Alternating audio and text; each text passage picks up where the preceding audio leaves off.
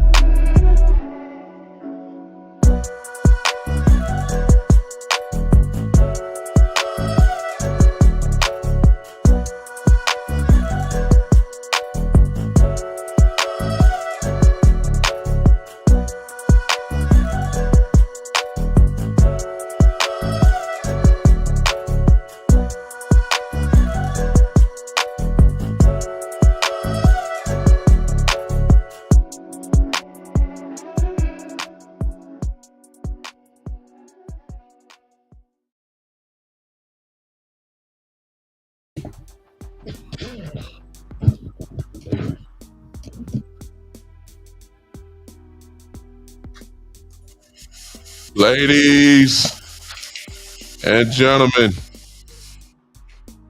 ladies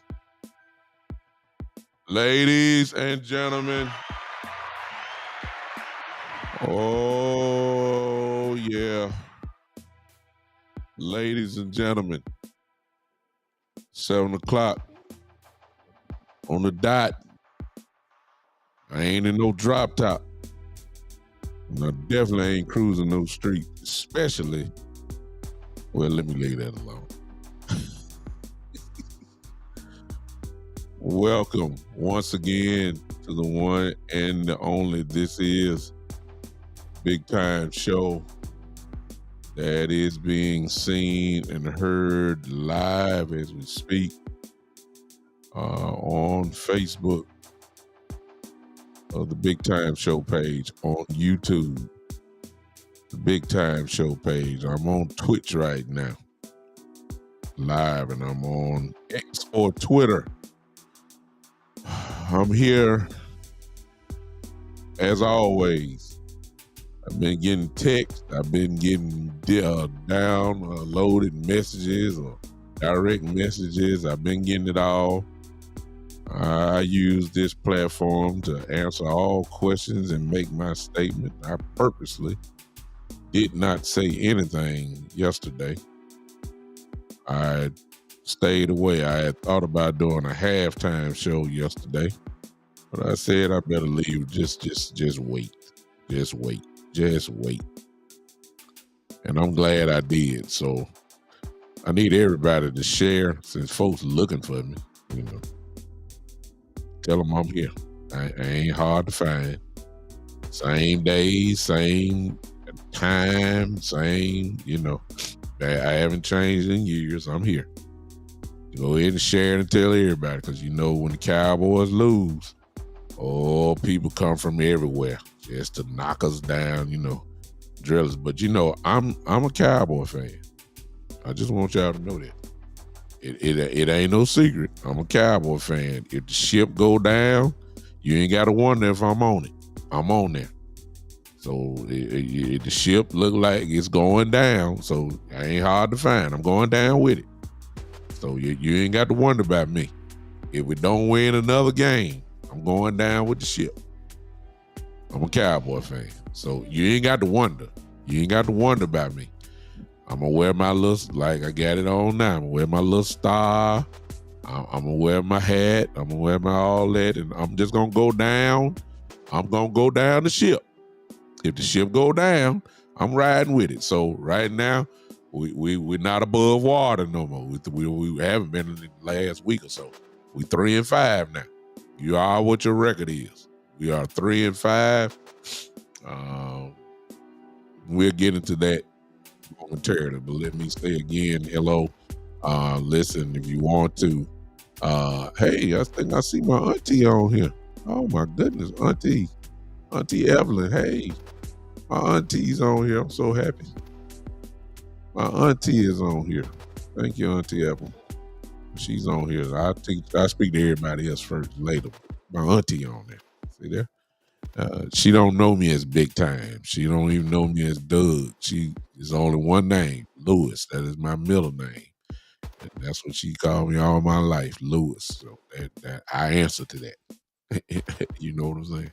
So here I am. What's going on, everybody? Listen, if you want to contribute to the podcast, you see the cash app there, $, the Big Time Show. If you're on Facebook, of course, you can use the stars. If you are on YouTube, you can use the super chat. So feel free to use that at any time. Let me make sure I have the monetization on first. Let me do that. For YouTube, y'all forgive me for being raggedy here, but let me get to it so I can make sure I'm talking the right talk here. Let's see here. Y'all forgive me here for a minute. Let's make sure I got that right. I think that only makes sense, right? I mean, it's one thing to say it and then you don't have it on. That just don't make sense, right? It doesn't make sense at all. So let's make sure that I have it on, like right now. We need to do that. Don't you think? If you're gonna do it right. And it's on now. There you go. Just that quick. All right. Hope you had a great day today. Let me go and get this out of the way now. Not to start it again, but tomorrow is a huge day in this country. I want to start it off that way. If you missed the early voting, let's make sure we do our obligation, no matter where you're voting or how you're voting. The bottom line is this is the only way that you can get your voice out there, by voting. Everybody vote tomorrow if you haven't voted. And of course, don't let the lines get the best of you. Some of them will be long, depending on the time you go. But do not let that deter you from doing that. Stay in line. Vote. Amen. Let me speak to everybody. Miss Ty in the building. Yeah. To lead. Yes, sir. What's going on? Justin Ball. What's going on? Greg, what's going on? Shane, how you doing, sir?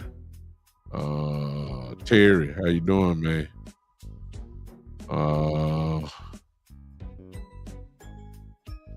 Greg, y'all just keep chatting because I know a lot of y'all got a lot to say, and it's fine. Let's start with this one, just to really not to order my show, but I like the question.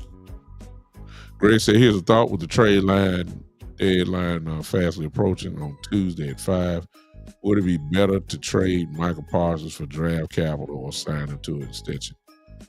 Me personally, I'm signing him to an extension.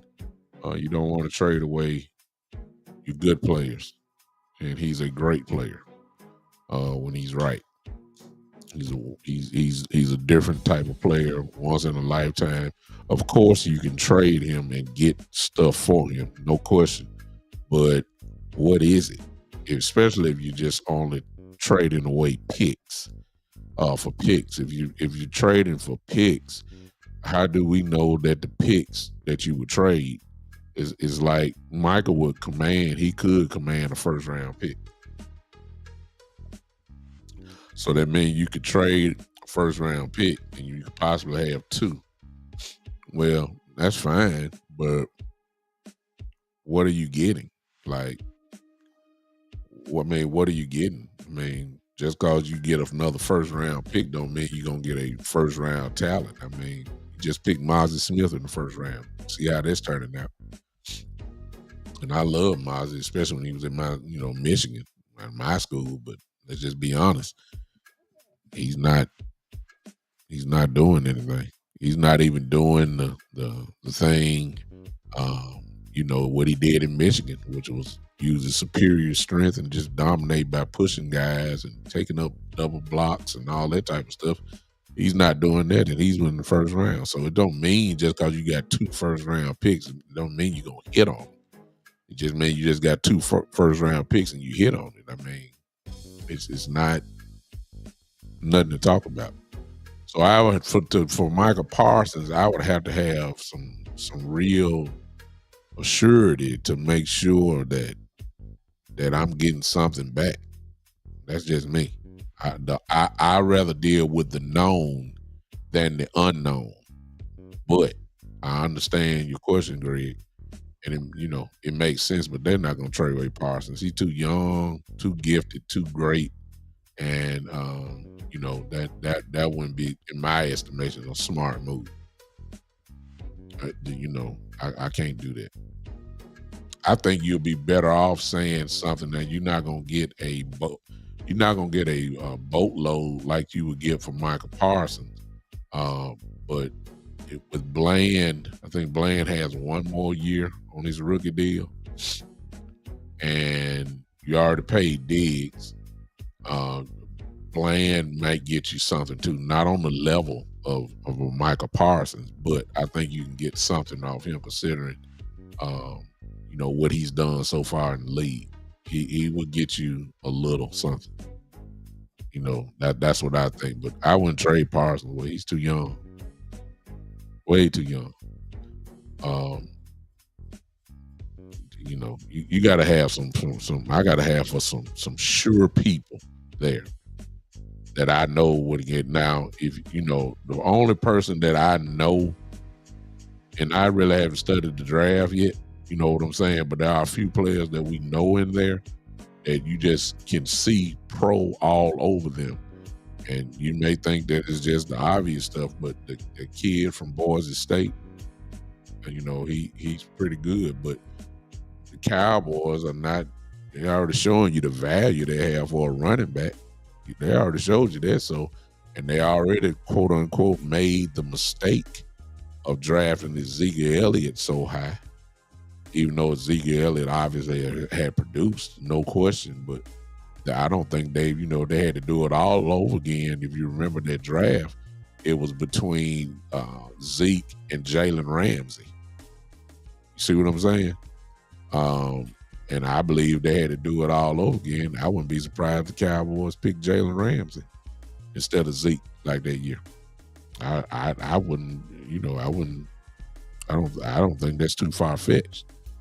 Cowboys don't value the running back position. They really believe that they can do it by committee. They do. They showed us that. They showed you they didn't value the running back committee. The running back position. They let Pollard go. You could have signed him. They made a decision. We're not going to go pay all this money for Pollard. We'll do it by committee. That shows you the value, even though it's a known. Of course, everybody talk about Derrick Henry and all that. The Cowboys didn't even pick up the phone for Derrick Henry. So I don't know why everybody getting excited about this kid from Boise State. I don't know why y'all getting excited. The Cowboys ain't going to do it. They will go ahead and pick another lineman. Y'all know that. We love picking linemen in the first round. You know that. So let's not act like we don't know the pattern of the Cowboys. So I want to get excited. To me, if you want to make a splash and a difference at the same time, depending on where we are in the draft, like right now, I believe if the draft started today, I think it said we'll be 11th right now. Well, by the time this thing is over with, there's a possibility the Cowboys might have a top 7 pick. 7, maybe even top 5. And if that is the case, then now we're talking in the Travis Hunter position now. If you drafting top 5, you're with the amount of picks that the Cowboys have as of right now, we got 10 picks. And then this first round pick is going to be high if the Cowboys, of course, don't get hot and all that type of stuff. Now we're talking Travis Hunter. See, that is a game changer. He's a game changer. He's a dominant football player. Now you're talking. Now you're talking.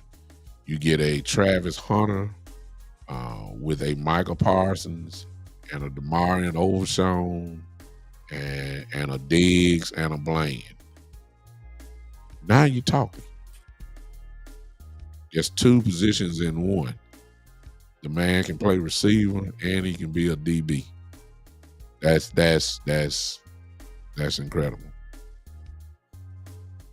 So if you're talking that, then I get it. But and then of course Shador, but the Cowboys will not pick a Shador Sanders because Shador ain't fit to sign here and sit on no bench for 4 years. So I don't know why I've been seeing people telling, we want Shador. Shador, they wouldn't even entertain picking up a Shador Sanders or any other quarterback. It's not gonna happen. You already married to Dak Prescott, and I understand, whatever. I'll talk about what happened to him yesterday in a minute. But I'm saying, for those that are already in the draft and evaluating and all that type of stuff, please X off Shador Sanders. He's not going to get drafted by the Cowboys. It's not going to happen. No way. No, it's like that. Matthew Colley, here's the problem though, Matt. You say we need to go. Y'all keep it going because I'm going to kind of keep my eye on your comments and see. Matthew Collins said that he says I disagree. I say we have to go D-line first and then O-line. Okay. Let's say, for instance, the Cowboys are at least a top 7 pick. You're in the 7th pick, you got 10. You can move down, of course, and get, more draft picks or whatever. You can do that. Or if you're locked in at 7 and drafted, is there a defensive lineman that's worth, as high as the 7th pick in the draft? And most importantly, who are you bypassing to get a defensive lineman? You can get a D lineman in the 2nd, 3rd round. A real good one, too, I mean. And, of course, you got free agency, but we all know the Cowboys won't do that as well. So, I don't know, Matt. Like I said, I haven't studied it. And when you talk about a defensive line at maybe 7 or 8, this dude got to be dominant. You know what I'm saying? It don't need to be no question marks if you drafting that high for D-line. Same thing with O-line. I agree that we need defensive linemen, but let's just say the Cowboys are at 7 or above or 8. Top 10. Let's just say top 10. Are you going to spend that type of draft capital on a 1st round pick and the money that comes with that on a defensive lineman at 10? I don't know. I don't know. What's up, everybody? What's going on? Michael Israel, how you doing, sir? All right. So I appreciate that. Let's get back into that a little bit later. Let's talk about yesterday. To be honest with you, I didn't have us winning anyway. My question was, how well will we play? Are we about to get our brains kicked in? Will we get embarrassed?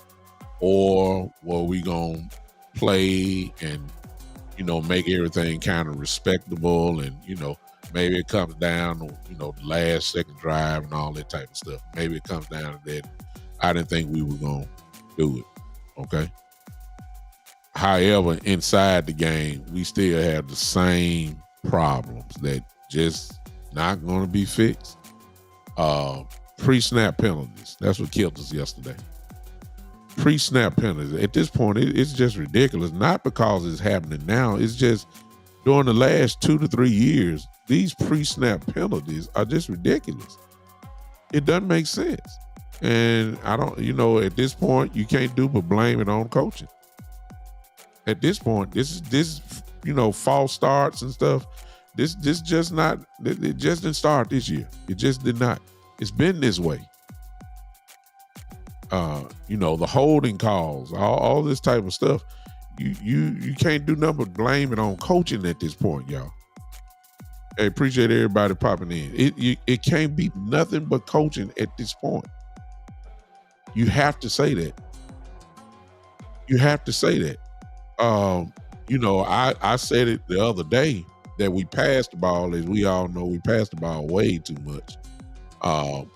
It without a doubt. And it's like the linemen, especially our tackles, both of them are anticipating the snap count. Because they're going against guys that can rush the passer. They want to get that first step, and they move too quick. Remember I said, on shows previous that, we need to get into an offensive rhythm where the offensive line goes forward and hit people. So ain't no false starts on that. They lock in. But when we start passing the ball non-stop and shotgun, the false starts are going to happen. And you got to protect your offense. So that's why I say we need to run the ball. And yesterday, y'all, let's be honest, we did a pretty good job running the ball yesterday. Is that because Rico Dow played? Because he ran the same inside dive plays that Zeke all run. But you saw, he had a real good game to me. I think it is beyond a shadow of a doubt now who our best running back is. That's what got cleared up for me. Not that I didn't already know it, but I'm just trying to say we played pretty good yesterday. We ran the ball pretty well. You have to admit that.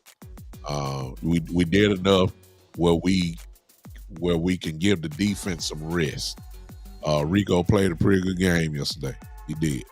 And I think he solidified that he is the best running back on this team, and we need to move forward with him leading the charge. I know we got Zeke fans in here, but look, you see the difference when he gets the ball and Zeke gets the ball. I'm not saying Zeke is not effective. You just tell.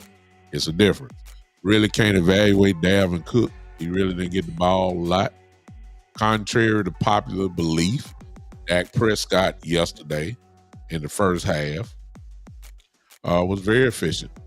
He had 110 quarterback rating. He had 1 touchdown, no picks, nothing. I think he was, had a pretty good game in the first half. He did. Can't take it from him. He had a pretty good game. Ran the ball well, passed the ball well, but we couldn't punch it in the end zone when we needed to. Our defense actually. First half, we weren't getting blowed out. That's where, and at this point, this is where we are. We getting embarrassed on TV? The game was close. We played pretty decent enough, but not good enough to win the game. Then, of course, when it rains, it pours. Look like CD couldn't even, look like his shoulder was dangling and all that type of stuff. He obviously was hurt and was struggling, but he played. Caught a nice little 2-point conversion at the end. Had a pretty good game still. It was pretty good. The only thing that I just shook my head over, of course, was the thing that the Cowboy fans and Cowboy pundits and Cowboy, even the Cowboy workers at Star, the podcasters, the writers were all asking the same thing, and then even some of you were even asking, okay, why isn't Dak running the ball? Why is he not running? I mean, it's obvious he needs to pull it down and tuck it and go and get what he can get and do all that, and he did it yesterday to the point, though, that he ain't done it so long, the man ended up tearing his dang hamstring. Well, he didn't tear it, but I'm saying he ain't he ain't ran so long that he pulled his hamstring. Now he gone for a few weeks. A lot of weeks, supposedly. That's because the reason why he messed up his hamstring because he started running.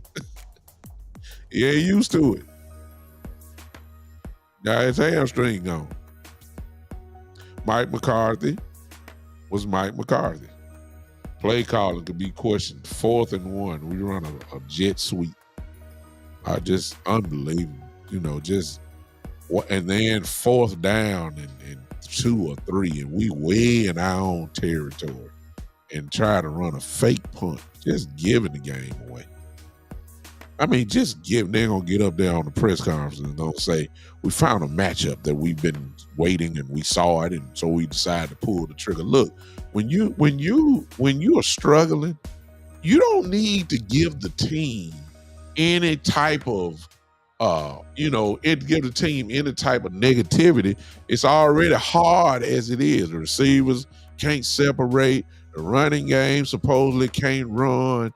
I mean, the quarterback is struggling. It's nothing. The defense can't stop the run. You don't need to give the ball away deep in your own territory. It's just horrible. Punting the football is okay. It's okay. Kirk Cousins that weren't doing nothing just so special. Bijan Robinson, in my view, didn't kill us running the ball yesterday. Yeah, he had a few flash plays.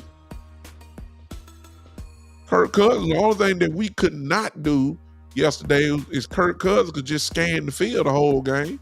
And that's, you can't give a guy like that type of, you just can't give that guy that type of time. You just can't. That's the only thing I didn't see from the defense. Lawson got in, had his best game as a Cowboy early. I saw that. He did well with that. I saw Overshawn just jump off the screen like he always does. He had a good game as well. But overall, as far as pressure goes, we didn't have any pressure on Kirk. He didn't destroy us, but he had a good game. They did just enough to win. And the bottom line is we could not put it in the end zone. So Dak goes down, CD's shoulders hanging, all that type of stuff. And I want to say something here because we're getting ready to see this because we saw a little bit of it yesterday. All right, y'all pay attention and pay attention to me. And if you don't believe me, watch the all 22, what I'm getting ready to say here. All right, listen. Do everybody notice the style of passing game we have that Dak was in? Everything is the world famous dink and doink. The little quick stop routes, same stuff. The same little, it ain't even the slants. We ain't running slants no more. It's the stop routes. It's the comeback routes. The curl routes. That's all we run. That's all we run. I think we added a little something to it yesterday. Jake Ferguson ran a couple out routes, or about 6 yards, run straight, and then go to the outside. Quick turn. There it is. Dak was cooking because that's what he does well. Throw short. He was cooking pretty good. He was very decisive on it. Had a real, pretty good first half. Enough that we can, hang our hats on. But you notice, y'all, when Cooper Rush came in, did y'all see how many times that ball went across the middle? And at the same time, in fairness to Dak, I noticed, of course, that they may have played a little, off defense. They went to a 2-shell high, and that's where it was. But Cooper Rush had no problem throwing the ball in the middle of the field at all. And he played pretty good. So we're about to now getting ready. I'm just trying to prepare y'all for the world famous Cooper Rush is better than Dak argument, all that type of stuff. That's what's getting ready to happen. Cooper Rush played pretty well for his time coming in yesterday. Of course, all that's going, don't get it twisted. Teams are going to prepare for Cooper Rush, and we'll see. However, you finally and myself might finally get the dream now. Because we've been down this road before, y'all. We saw this happen a couple years ago when Dak went down. I believe that was his hand. And Cooper Rush, I think started 5 games where he went 4-1. If you remember that, you will remember, y'all, that Cooper Rush, the game plan was simple. And it was Mike McCarthy and Kellen Moore at the time. They just ran the ball.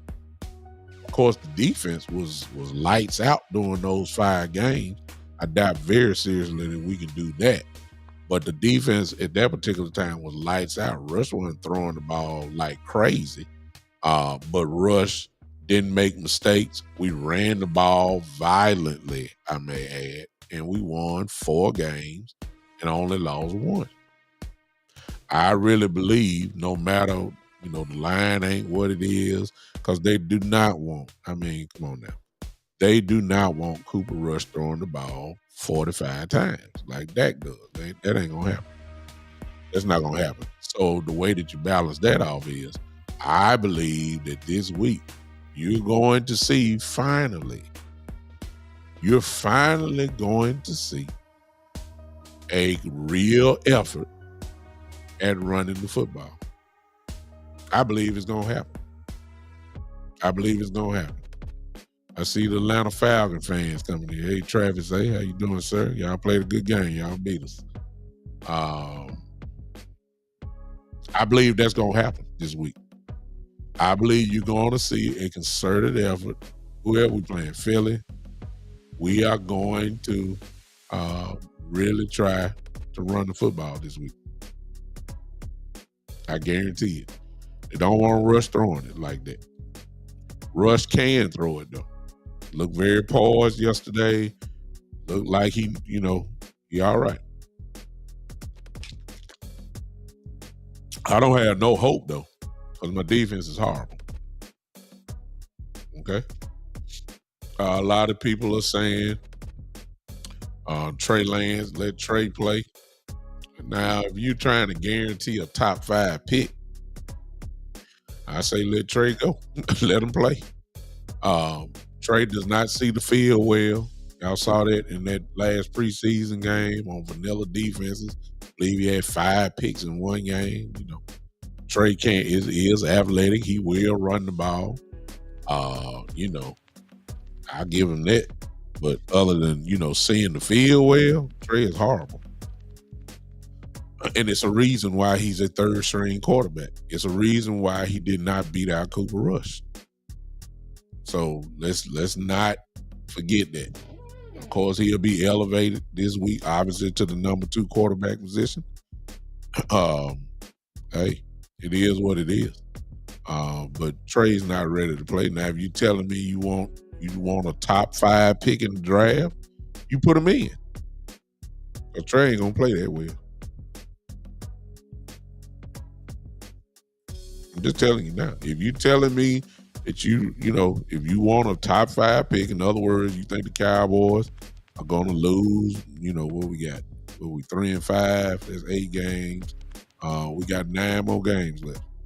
If you're telling me the Cowboys are only going to win 2 of those games, okay, that means you'll be 5. 5 and how many games we got? 17. 5-12. Okay. That should get you a top 5 pick. Huh? That should give you a top 5 pick. And if that's all you waiting on for a top 5 pick, then I say, okay, yeah, go let Trey Lance play. But if you want something else, then you got to go ahead and let Rush play. And to be honest with you, Greg, I'm starting to lean to this statement right here. I think you got a better chance to win with Cooper Rush rather than Trey Lance. But Greg kind of sums up what a lot of people feeling. He said it doesn't matter who is playing quarterback. Cowboys ain't winning regardless. I have no reason to doubt that at all. I have no reason to doubt that. So, to be truthful, y'all, we lost, 27-21. I believe that dumb play call by McCarthy to go for the fake punt, that just killed us. Other than that, we played pretty good. I got to give it.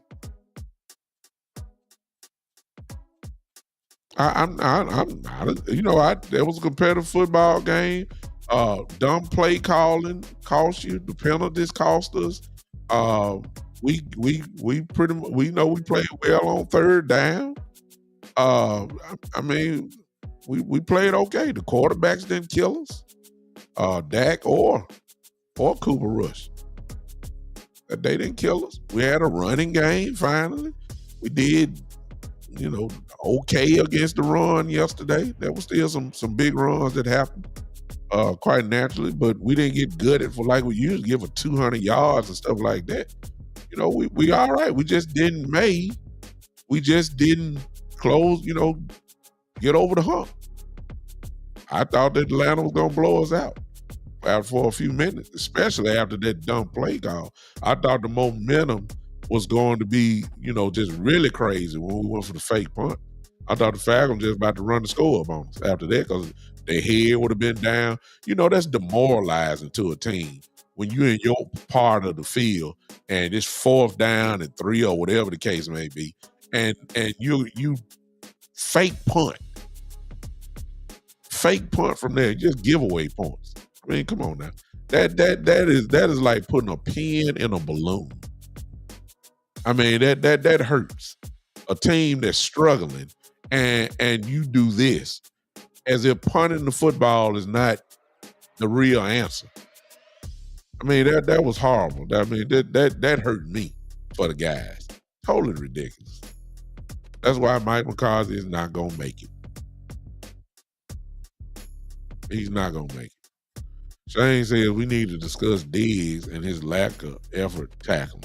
Well, the first thing is he gave up a touchdown and he was one-on-one. It used to be a point in time where teams wouldn't even try him. They threw that fade to Drake London and he got beat.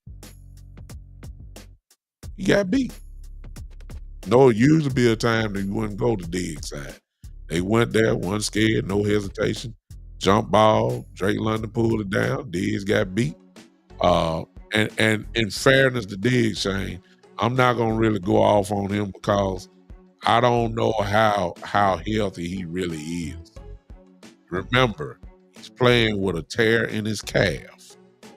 Remember, he's also just coming off an ACL. Remember what has been proven. You're not right in your first year. So, I mean, yeah, he's out on the field and all that, but I don't think he's really dead. I don't think he's really Trevon Diggs. I don't think he is. So I'm gonna hold judgment on Trevon. I'm just gonna hold judgment on him. Y'all can judge him, but I'm not. Because I done seen it too many times. Guys are not the same when they come back from ACL. And unfortunately for Trevon, he's playing a position that you gonna find out real quick if you really back or not. When you playing corner and you coming off ACL, all the cutting, all the stopping on the dime, all this type of stuff. Then you talking about the game after the game, the swelling that may come. And we don't know if Trevon was really 100% coming back. We don't know that. Then this week we find out he has a tear in his calf. I mean, come on now. Let forget playing. Let's just all get a tear in our calf. Let's just start walking around. And then let's see how that worked for us. He has a legitimate tear in his calf. So we already know he ain't 100%. You know what I'm saying? He ain't 100%. And to be honest with you, I don't even know why he was playing. If you know he had a tear in his calf, why are you putting him out there? Don't let him tear it up even more. At least I don't know what you do for a tear in your calf. I don't know if that means, will rest get it or I know he's getting some type of treatment, but treatment don't necessarily repair a calf. Is surgery needed to repair a tear? Repair a tear in the calf? I don't know. Maybe some of you have had a tear in your calf before. Maybe you can help me out on that. I do not know.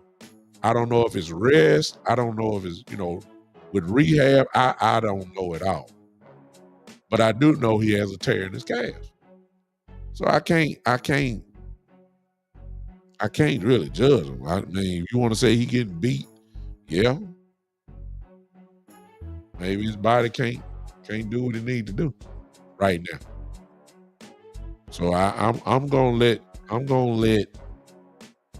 the judgment happen for Diggs. For me now. For me, maybe not for y'all, but for me, I'll wait till next year before I judge Diggs. When he done had a whole year to let that thing, rehab, then get some more strength, head into the season next year.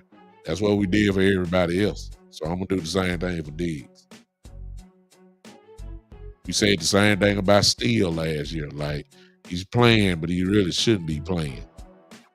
We said the same thing about Michael Gallup, that he's coming off a tear. What we say about him, because he wasn't the same, we said Michael Gallup not the same. That's what we said. He said it's something ain't right with Michael. And to prove our point, Michael Gallup is retired now. Retired. So he lost something with his ACL comeback. He lost something. See, just because you come back don't mean you're the same. So I'm going to wait until next year to see if Diggs, see where he really is. You know what I'm saying? That's when I'm going to say something about Diggs, but I ain't going to say nothing now. So if Diggs get tore up, really start getting his brains kicked in, we just going to say he had a bad year as a corner. But I'm going to also have to factor in his injury. So it is what it is. Overall about the game, hey, considering everybody that's hurt, considering, we losing something, considering we lost our quarterback, considering Lamb was not the same, it really, y'all, wasn't that bad of a game. We just didn't make the plays. That's the way I see it. And you get, as a coach, Mike McCarthy put us in bad position. That fake punt was that was hard for me to get over. I'm still upset about that. Horrible call. The 4th and 1 jet sweep play, another horrible call. But that hurt. But that fake punt really hurt me. It hurt me. So another loss, 3-5.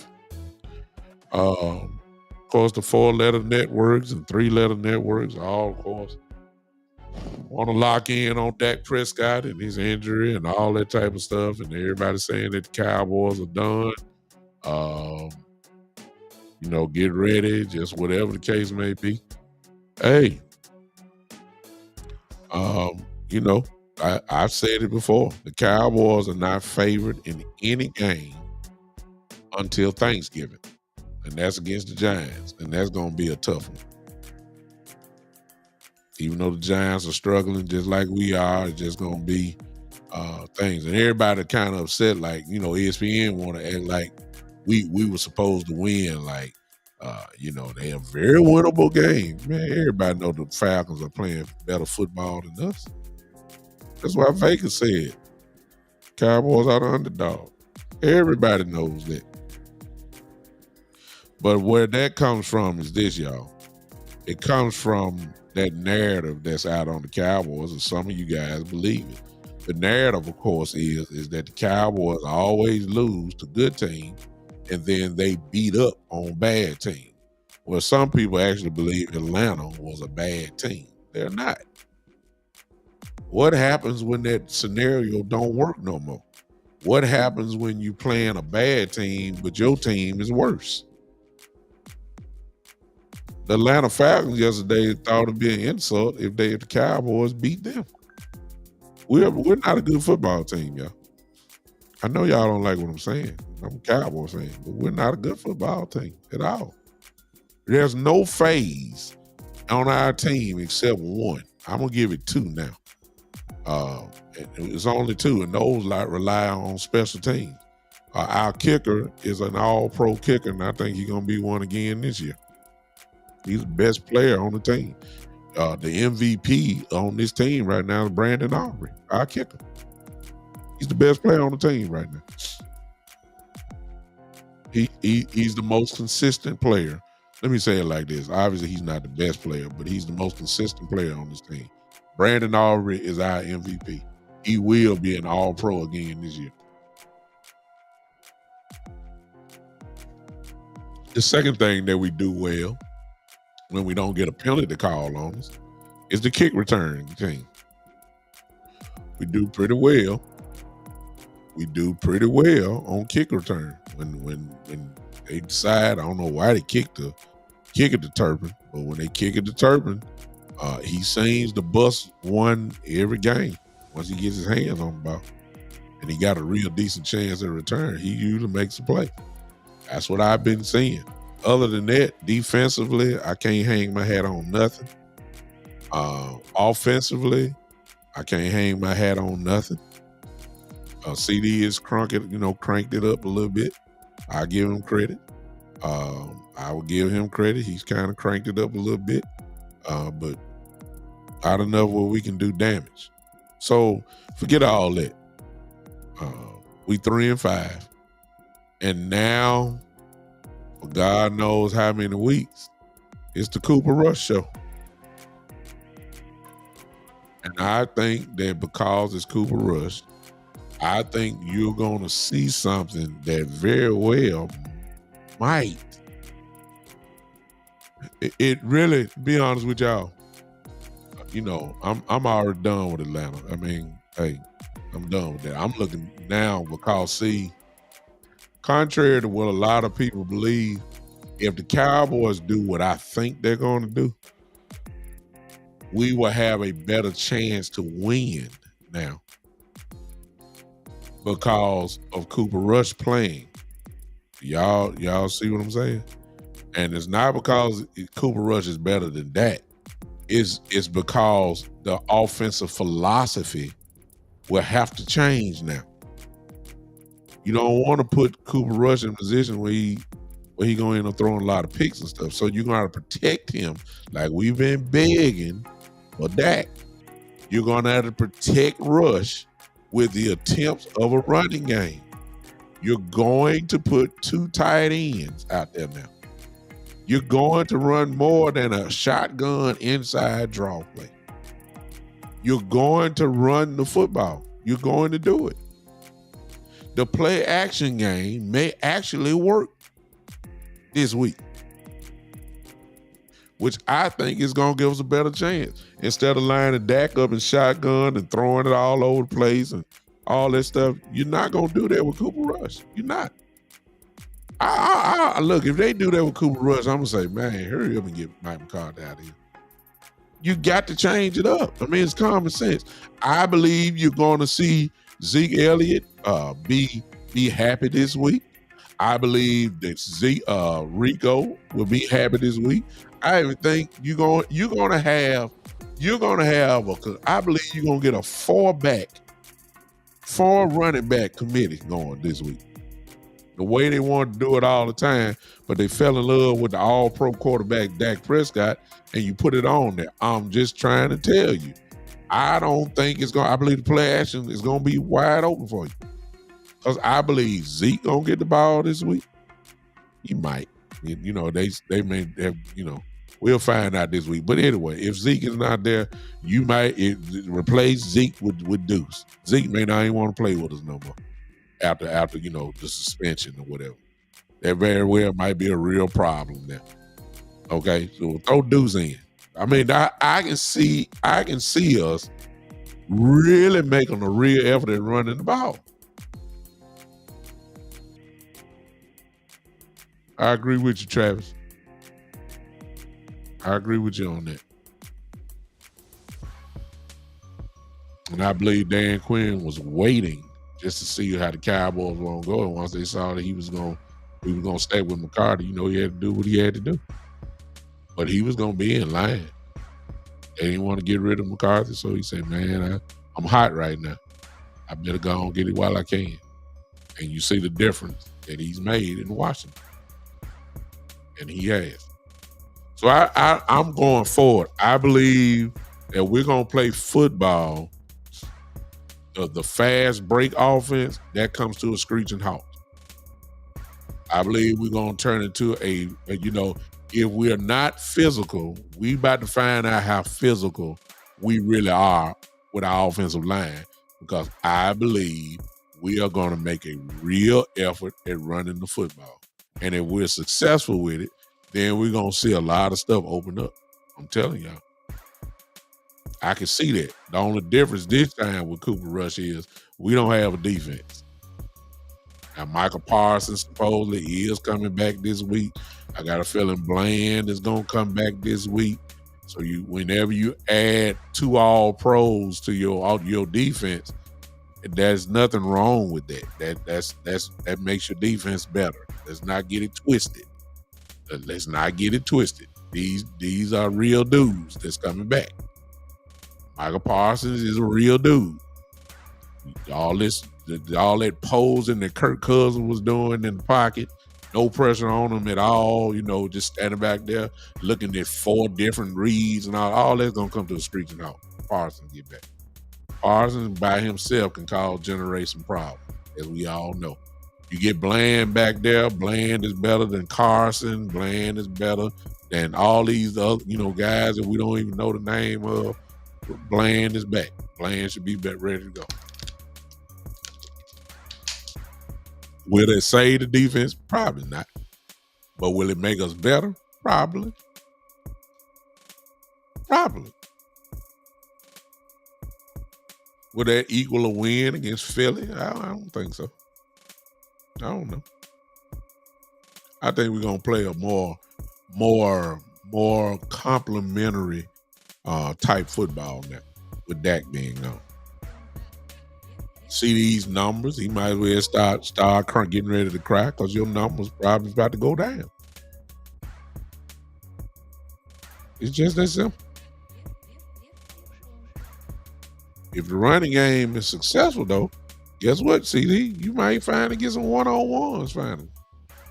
If y'all run it, if we run it pretty decently, they gonna sneak a safety up. That's 8 men in the box, and here we go. Cowboys ran the ball well yesterday. Rico did look good. Still didn't run it enough, but I believe that's going to happen now.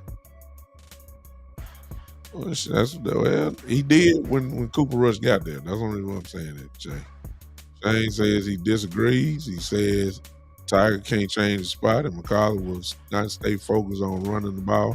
I said the same thing when Dak went down before, and we came out and just ran the ball. I believe that Minnesota game when CD made that crazy catch. They changed their way that they played, because Cooper Rush is not Dak Prescott. He's a backup quarterback, and you don't want him throwing the ball 40 times like Dak does. So if you're not throwing it, what other thing you gonna do? You gotta run it. I believe that they're gonna make a real concerted effort to do it. That's just me. Now, of course, I may be wrong, and if I see it and they don't run it, then I'm gonna be the first one on and say I was wrong. I'll be the first to say it. The league say Saquon about to have a field day. Yeah, if I was a betting man, I would say Saquon gonna have over 100 yards. We did pretty good. We did okay yesterday. We did. It wasn't a gashing type embarrassment. Cowboys give up 224 yards, all that type of stuff on the ground. It wasn't that yesterday. It was not that. And they had some big plays in running, but it was not, the craziest stuff. Let me look at it just to make sure I know at least what I was seeing.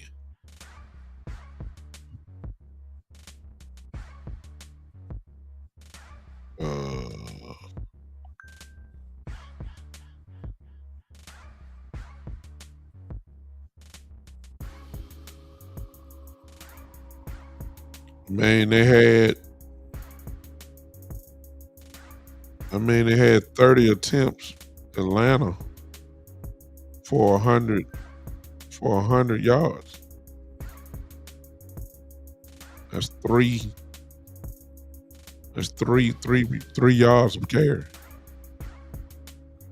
Cowboys had 21 carries for 137 yards. All that tell you is we should have ran it more. See what I'm saying? It just don't make sense. Cowboys actually outrushed a running team. Well, I ain't gonna say they're a running team. Atlanta's finesse too. But 21 carries for 137 yards for the Cowboys, and Atlanta had 30 carries for 100 yards. So, whenever our defensive line or defense hold a team to that many yards, even though 100 yards is still, 100 yards on the ground, but in comparison to what we usually give up, that's a pretty good day for us. That's a pretty good day. And you got to win those type games. We lost 27-21. Cowboys, look, this what killed us. I'm looking at it. Cowboys had time of possession. We won in time of possession 30 minutes and 40 seconds to Atlanta's 29. Cowboys had 23 first downs to Atlanta's 17. I mean,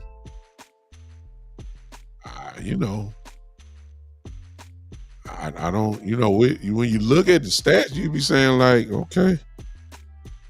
Cowboys, of course, was 1 for 5 and fourth down. Atlanta was 2 for 2, but those 1 out of 5, they just hurt us so bad. The penalty yards, of course, was horrible.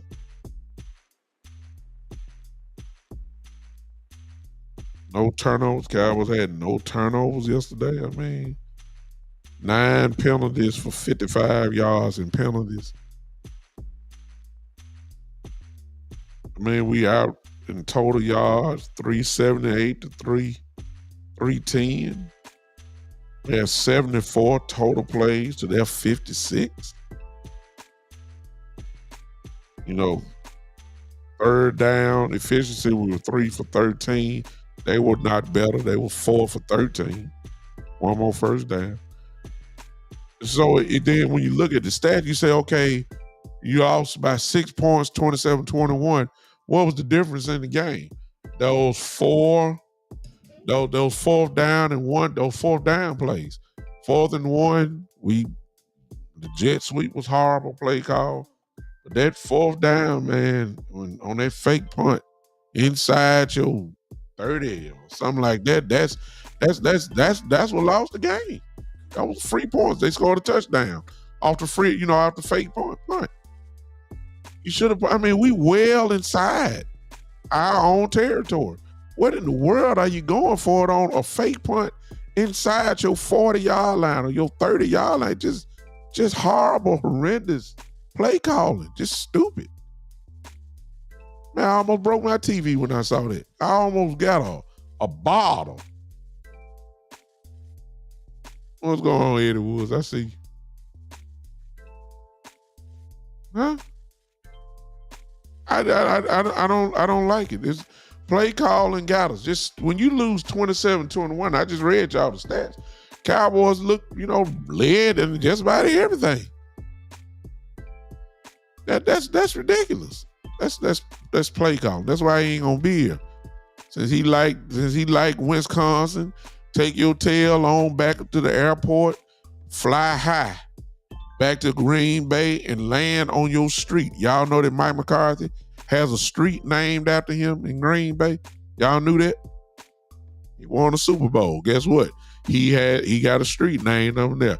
Go on your street. Okay? Go on your street. You probably got a house built over there. If you don't, wherever you got that ranch or whatever you got in Green Bay, because he got something built out there. Dig through the snow, because it's snowing there now. Dig through the snow. You used to it. Find your way back to your house. You studying film and all that type of stuff. Find your way back there and try to retool, because you ain't getting no more coaching gigs. Get ready for a job, all that type of stuff. You're giving ammo to everybody to fire you now. That was just a dumb play call. Dumb. Horrible. Your defense is struggling. Your offense is struggling. Why are you going to risk up and roll the dice on that when you give your defense a short field to work with? So opposing team offense, a short field to work with. It just don't make any sense. It don't make any sense. So when it rains, it pours. You need to pour your tail onto the airport. I don't know what his favorite beverage is. It's probably one of them nice, crazy Milwaukee beers that's up there in Green Bay. Of Milwaukee. That ain't number on the outskirts of Green Bay. Green Bay is, I'm sorry. Go find whatever that beer choice is. Go on down there and drink up and fly. Because, I done fought for him a long time, but that's it. Gone. Just gone. Just find your way. Get one of them cheese head airplanes. It's painted yellow. One of them. What's the airline? The fun airline thing. Find that airline. Fly. Get on out of here. Find your way on out there. Borrow money from, Yeah. I mean, just it's crazy.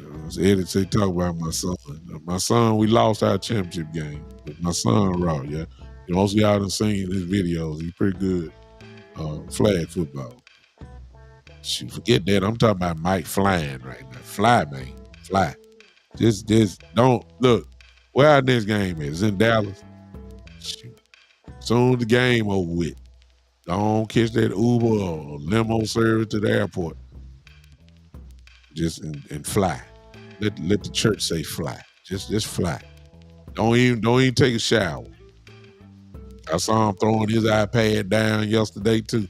Pick that iPad up. Stop going for it on 4th and 2. Stop slamming your iPad. That stuff costs money, son. Stop throwing stuff down. The Jones family got to use that a little bit later on for the next coach. Stop throwing the iPad down. Pick that stuff up and somebody should have met him right there. Somebody should have met him right there in that hole in Dallas. Soon as he went for it in 4th and 2, wherever that entryway is to the team, there should have been a pink slip right there and there. Soon as he went back to the for halftime, Mike McCarthy shouldn't have walked back out. He should have already been gone to the airport. Jared should have said, "Hey, son, come here, man. My God, come here, man. What in the world are you doing, man? My defense is struggling out here. What did you call it?" I didn't know. Don't say nothing. Here this pink slip here. Don't worry about your check. We're gonna pay you for the rest of the year. Just Atlanta Airport is about only 20 minutes away from the stadium. I know about that too. Just look, lay down on the back seat because folk gonna see that cowboy hat. Just lay down, okay? Lay down to your right or left and let it and just start. They're gonna carry you to the airport. We'll get some security for you, okay? Now some folk gonna take pictures. Gonna say, "Wait a minute, Mike McCarthy at the airport and the Cowboys and the Falcons are playing. He already fired. You got dang right, he fired. Get that pink slip, get on this plane, and get on out of here." But I flew on a private plane. It ain't private no more. Get on this coach seat right here. And we'll put you on first class because you're too big. So we can't put you in coach. Get on the first class seat. Sit at the front so nobody can't see you. Pull your hat down over your eyes so nobody can't see you. Fly, and we're going to fly you right there to, I forgot the name of the airport because I've been there in Milwaukee. That's where you're going. Fly there. Okay? We can't give you private standards. You lost that. So you're gonna fly like regular people. You're gonna land there, fly, then just wherever you stay at, let the Uber man carry you through there. And God bless you. And we appreciate the years. We appreciate the 12 and 5. 12 and 5 and 12 and 5. You might be 5 and 12 this year. That's how you'll close it out. So let just get your tail on out of here. I mean, that's what I would do. Instead of letting it go out. You let Cooper Rush come out here against Philadelphia and throw the ball 35 times. Man, I wish they would. See, with Cooper Rush in the game now, you have to slow the game down. You can't pinball machine offense your way through this game no more. They tried to do it with Dak, and that ain't leading them to field goals.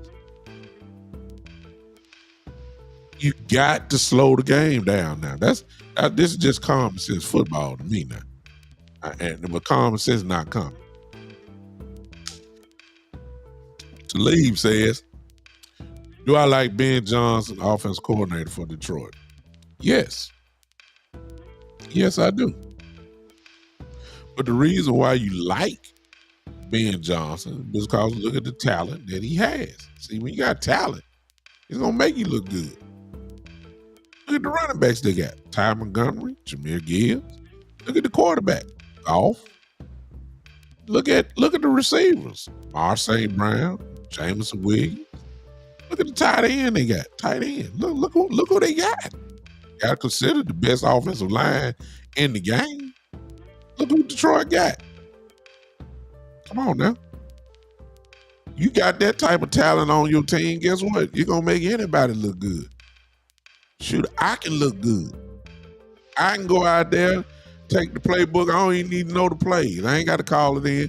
I just say, hey, everybody get a wristband. Number 5, run the ball between the guard and the tackle with Gibbs. He has speed. Let's run a stretch play. Hello. It's simple football. I got Ty Montgomery in the game. Okay. Who's our best lineman? The right guard? Okay. Is the center pretty good? Okay.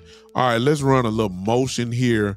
Halfback dive between the, if you're doing the number system way. When I played, everything to the right was even numbers. Everything to the left was odd numbers. The 2 hole is between the center and the guard. The 4 hole is the guard and the guard and the tackle. And then 8, if we run the outside, then we go on sweep or something like that. It's just simple. Come on, man. It's not hard.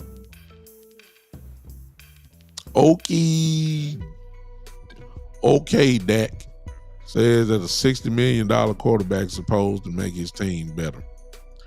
You can't run the race without the horses, okie dokie. Okay, Dak.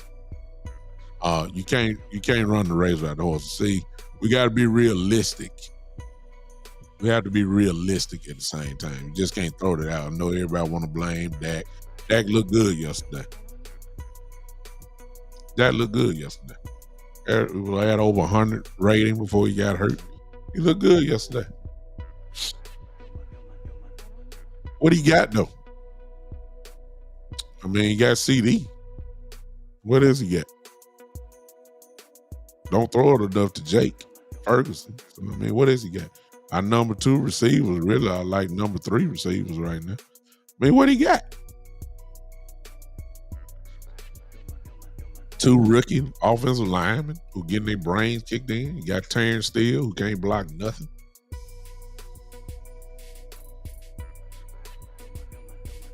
We did pay CD. So we're not questioning the CD. CD is a dog. Okay, Dak. Dak Prescott is, what does he have? Zach Martin is getting beat now, nonstop. Exactly. Yeah, I mean, what does he really have? If you want to be honest about the situation, receivers can't get open. No separation. Offensive line is young. They're going to get better, but right now they're rookies. Oh, well, okay, Dak, you know the answer to that question. You know it's Jerry Jones' fault. You don't have the depth. You weren't active at all in free agency. You didn't sign, you didn't do anything really. Who paid off in the draft so far? So everything that you're supposed to pay off in the offseason is not paid off. You ain't buy nothing. The free agents that you signed were Cracker Jack, Hungry Jack, Biscuit free agents. Guys that were either hurt or guys that were on their last leg or guys that were coming off other teams' practice squads. We were drafting for depth and not impact. That's how our free agent system goes. We don't sign free agents for impact. We sign free agents just for depth. And so what happens when all your starters go down? Let's not forget, let's not act like they ain't got hit by the injury bug. Okie dokie. Okay, Dak. Now that's your name on. I hope I'm pronouncing it right. this gentleman here, who I'm assuming is a gentleman that came on here. Okay, Dak. Let's not act like we ain't been hit with the injury bug now. Everybody hurt. Now our quarterback gone for a week. CeeDee Lamb's shoulder was hurt. And say he's going to try to gut it out, I think, next week. I think. We done been hurt, man. We hurt. So now we got practice squad guys playing. And there's a reason why they're on the practice squad. Hello. And then we got third string players playing. I mean, it's the NFL. The 49ers had the same thing. 49ers have been hurt all year. They got a better coach than what we got. They got a system that they follow. They run the ball like crazy. See the difference? You know, it's a big difference between Christian McCaffrey and anybody else. Debo was hurt. Brandon Ayuk got his knee tore up. His ACL is done. The Kittle hurt himself, but the 49ers are just trying to stay afloat till guys come back, and they have. Cowboys lost everybody, and we still going down. We're 3-5 now. Look like we're going to get Parsons back. Look like we're going to get Bland back. That would help, but now we done lost the quarterback. Now our wide receiver has a sprained shoulder.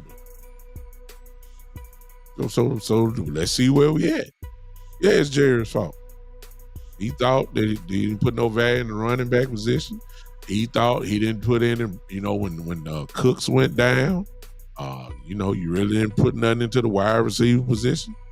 So now we got a third string in Tolbert playing a number 2, and that really ain't panning out to be nothing. Let's call it what it is. If we're gonna be real, let's call it what it is. Yeah, it's Jerry's fault. See, I've always said this. Okay, Dak. I know you. This is my first time ever seeing you, but I've been on here for a while, and I've always said that because of the talent level of the Cowboys the last 4-5 years, the talent level was so high that it could outride or outmaneuver bad front office positions or decisions and bad coaching, because the talent level could override the bad coaching because the talent was so good they can make plays.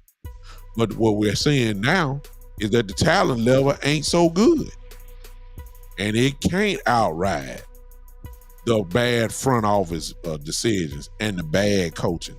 You can't override it now. We don't have Amari Cooper no more. We don't have all these defenders that we've had. We don't have a number 1 offense in the league that saved us by scoring 30 almost every game. We don't have all that now. We didn't jump on teams. We can't jump on teams like we did last year. Look up at the scoreboard, it's 25-0. We had all that. That's what we did last year. Blow people out the water.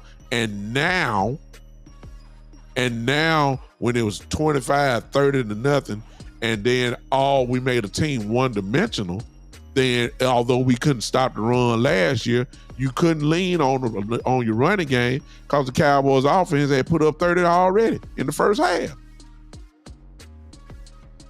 Huh?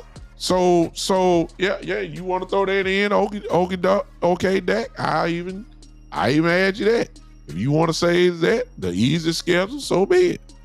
They beat up on bad teams, and the talent level was so good that although we didn't run the ball, although we really couldn't stop the run, the offense used to put up 30 and make your team one-dimensional. That's why we got to be 12-5, 12-5, 12-5. The talent level could override all the negatives. Now this season, you don't have the talent level. And you got the same bad coaching. And you got the same front office bad positions, decisions. And your talent level can't override it now. Thus, you're 3-5. That's the difference. That's the difference. So yeah, it's Jared's fault. Leon, what's up, brother? Leon said it's over with big time. Yeah, I think we're gonna, but it's crazy it may sound, Leon. I know you just coming on. I think we're gonna play better. Now, And it's not because Cooper Rush is better than that. I just believe that the offensive philosophy is going to change now. I believe we're really going to have a real concerted effort at running the football, which will slow the game down, and we'll find out how physical we really are. And I think we're going to do well. Instead of line up and goddamn shotgun all the time, with that one running play running up the middle on the little draw. Y'all notice how Rico ran that play, y'all? Run up the middle and Zeke running up the middle. Y'all see the difference? Somebody just wrote a dissertation right here. Who wrote all this? JD. Good Lord of mercy. JD took all this time. I got to read this comment. Good Lord. I can't even put it on the screen because it's going to be too short. So let me see what JD says. JD, one of my guys. Y'all Dak fanboys, we're going to have to admit Dak is regressing and is becoming immobile. Let me stop right there. Dak had a good game yesterday before he got hurt, JD. He had over 100 rating, no turnovers. Was very efficient. He had a good game yesterday before he got hurt. But I understand, I'll admit he's had a few bad games. He said it is becoming immobile. Well, you know, if you got about 4 screws in your ankle, you know, it's going to change you. It changed you. You won't be the same. He's slower. He's running hard as he can, but that ankle, it's not that he's injured. It's just it took some away from him. He said, this is why we need a real GM. No GM would have gave Dak that money, maybe outside the Raiders, because they don't know how to develop quarterbacks or find the right QB so you get the same revolving door. I like Dak, but like I said before, there's a difference between Dak before and Dak being the highest paid player in football. He can't carry a team. Shame on Jerry and all in the front office. Can't see this. Do you realize his contract don't kick in until next season? Yep. He's in decline, and I don't care what y'all say. He has peaked. I don't want to hear that he needs help. He does. He ain't got no real roster out there, JD. You know better than that. Don't want to hear that he needs help. He's eating up a lot of money, and he's had talent in years past and couldn't help us get over the hump when the ball was on his shoulders. Well, we can argue all day about whether he deserved the money, but JD, you much of a football fan, you know that the market demanded that.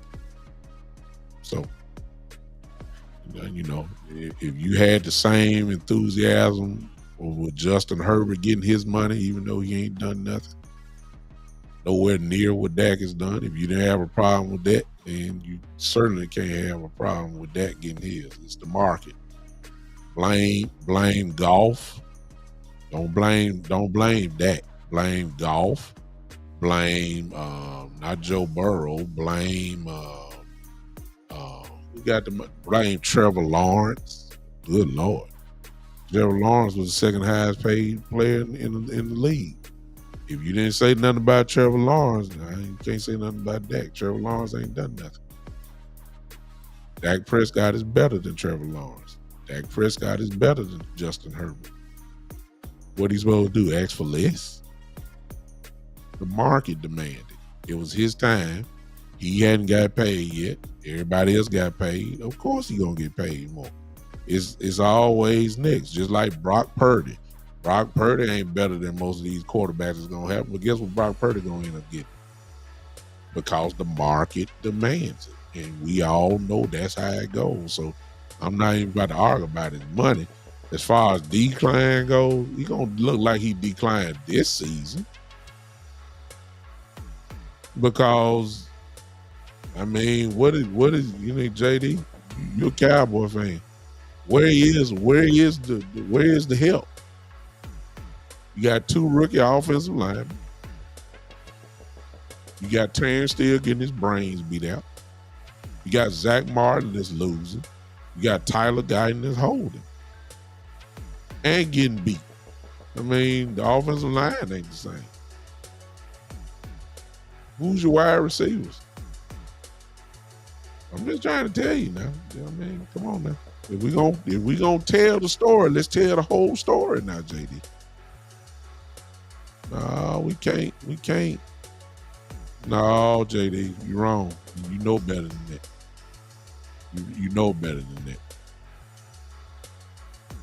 You know better than that, JD. You say it's not about the market, it's player evaluation. You know better than that, JD. You know better than that. So you tell me this, JD. This will answer my question. I see where your head is. Are you trying to tell me that Trevor Lawrence at the time, you didn't question Trevor Lawrence's money when he got his? I'll throw a couple names in. Justin Herbert. Are you going to sit in and tell me that Justin Herbert deserved his money? That's all I need to know. That'll tell me all I need to know, because it's for everybody else, it's about the market. When it came down to Dak, everybody wanted to try to change the goalpost. They ain't changed it. Everybody else got paid. Goff got paid. Herbert, Lawrence. Who else got paid? I know I mean, Jalen Hurts. We only had one good year.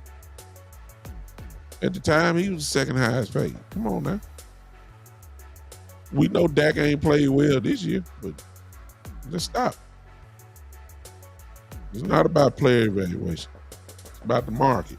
That's why Brock Purdy's going to bypass all of them. Hello. Brock Purdy's going to probably be right there with Dak, or a little bit under. He's going to bypass Goff. Brock Purdy is.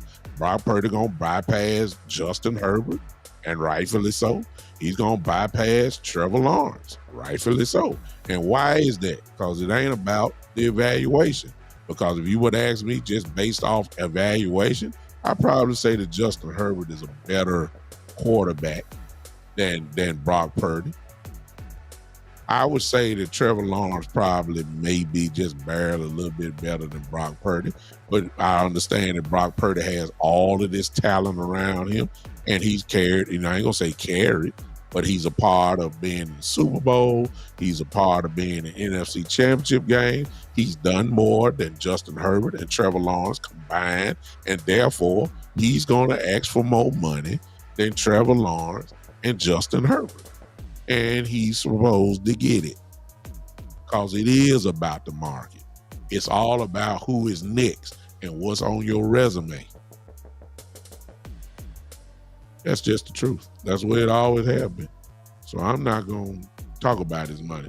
All the other stuff that you talked about in your note,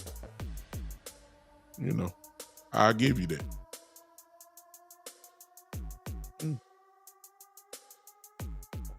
I don't know. JD, you've been a Cowboy fan for a while. When have we ever done that? What you saying? When have we ever put 22? That's like I say it all the time. It's loyalty to whoever they're paying. That's who gonna play. That's why you see Donovan Wilson. Thank you, Leon. It's the truth. And because Purdy got this, it don't necessarily have to. What Leon just said, it don't necessarily have to do with Purdy, but because Purdy is with that. And he got Brandon Ayuk, and he got George Kittle, and he got Debo, and he got Christian McCaffrey. That he can throw a 5-yard swing pass to Christian McCaffrey, and Christian McCaffrey can break it for 60. The stats say he just threw a 60-yard touchdown, but in reality, he just threw a 5-yard swing pass. And because of that, Brock Purdy is going to get paid big-time money. It's about who's next. It's always been about that. Everybody wanted to change the goalpost when it came down to Dak. Nobody said nothing about Herbert. Nobody said nothing about Lawrence. Nobody said nothing about it. But when Dak come up, I don't know if you should get paid that. No, y'all. I can't go with it. I can't go with it. Everything else you said, we can talk about that. We can talk about that. Let's not act like, JD, that the injury bug is not present with the Dallas Cowboys. Let's don't do that. So you can't properly evaluate the quarterback without his horses on the field. I ain't talking about no. It's like I'm not saying we Mercedes Benzes. I'm saying if you got your full guys out there, then you can kind of evaluate a little bit better. But let's not act like Dak Prescott is not throwing for almost 4,000 yards and 30 touchdowns every year now. Let's not lose our minds. I know we're struggling this year, but let's not lose our minds now. Let's not ignore what he has done. Let's not ignore last year. That's the real reason why he got paid this year. Because of last year. Let's not act like that. Let's not act like he got all his guys out there. Let's not act like that. Let's don't do that. Let's don't do that. Let's not act like he don't have two rookie offensive linemen out there and a regressing Terrence Steele and a regressing Zach Martin. Let's not act like that. Since you want to say, JD, that Dak is regressing, let's not act like Zach Martin is not regressing as well. Let's not do that. Let's not act like he got all the time in the world. Let's stop it. Let's stop it now. Let's not lose our minds over here. No, sir. Can't let you do that. We gonna tell it. Let's tell it. Let's tell it. Let's not do that. Let's not act like Tyler Guyton is like all of a sudden he's Tyron Smith. No, he's not Tyron Smith yet. Let's not act like Tyler Guyton is Tyron Smith. He's not. He's a rookie, and he playing like one. Which means a rookie usually have growing pains. The Dallas Cowboy fan base and Dallas Cowboy organization have been spoiled by getting offensive linemen who turned into all pros within their second year. That's what the Cowboys. Zach Martin came in as a rookie, all pro, first team, first year. Tyron Smith has been a walking all pro just about his whole career. From the start all the way in. See, we done got spoiled, y'all. We got spoiled. Tyler Smith. Come on now. Already considered one to be the best guards in the whole league. Only in his second year or third year. We done got spoiled by it. So we ain't used to having first round offensive linemen get their brains kicked in. We ain't used to it. We used to our guys becoming all pros in their first or second year. At least Pro Bowl players. That's what we used to seeing. So when we see BB and Tyler Guyton struggle, it's like, oh man, what's going on? No, there ain't nothing going on. They rookies. Some plays they look all right. Some plays they don't. We done got spoiled, y'all. And we're not used to growing pains. That's where we are. But I believe we're about to see something different. No, let me fast forward because I spent too much time on that.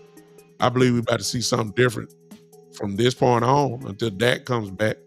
And that is, I believe we're going to see a conservative effort to really try to run the ball. It don't make no difference when you looked at JD. I see what you're saying, and I'm not saying you're not wrong. Yeah, even though he's expected not to have excuses and expected to carry the team, why are you putting that on him, JD, when he's never been known as a guy to carry a team? Why are we doing that? We ain't never thought Dak was that type of quarterback. We always said that Dak has some moments, but he's not generally known as a guy that you can put the ball in his hand and say, hey, carry us along the way. We ain't never thought that about Dak. So just because he's the highest paid don't mean he's supposed to have that on there. I don't care what you look at. You say he's gonna look that different when you're the highest paid in the league. Yeah, but you ain't that guy. I mean, last year was an anomaly for me. We ain't never seen Dak play like that. We ain't never seen Dak play like he did last year. But that really ain't Dak. That's not Dak. Not Dak. I mean, to be honest, I'm still the same guy that says I don't want Dak Prescott throwing the ball over 30 times a game. That's what I say. I mean, I ain't changed because I've seen him long enough to know where he really is. He's a guy that needs help. He's a guy that needs help.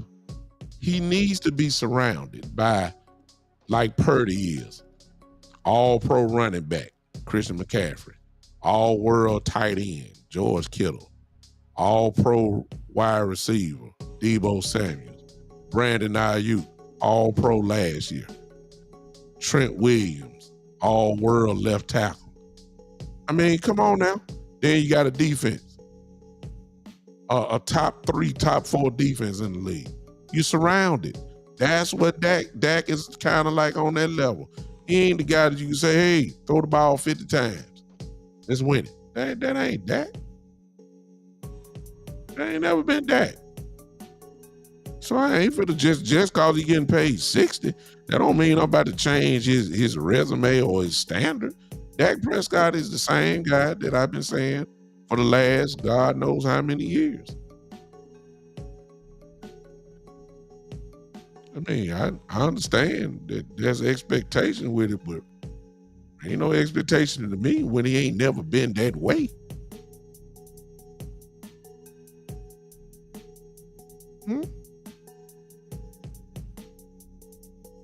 Well, if you're going to give him that, JD, if you're going to say Lamb the guy, my only question is who was throwing the ball last year? It was Dak Prescott. That led him to a first-team All-Pro selection in C.D. Lamb.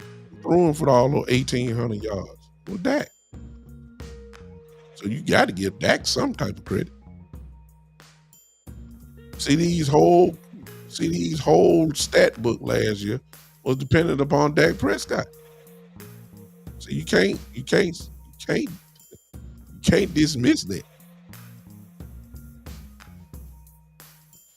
Now, what everybody thought was that Dak was gonna come out and deal like he did last year, and he very well had a chance. But I mean, come on now, 2 rookie offensive linemen, it makes a difference.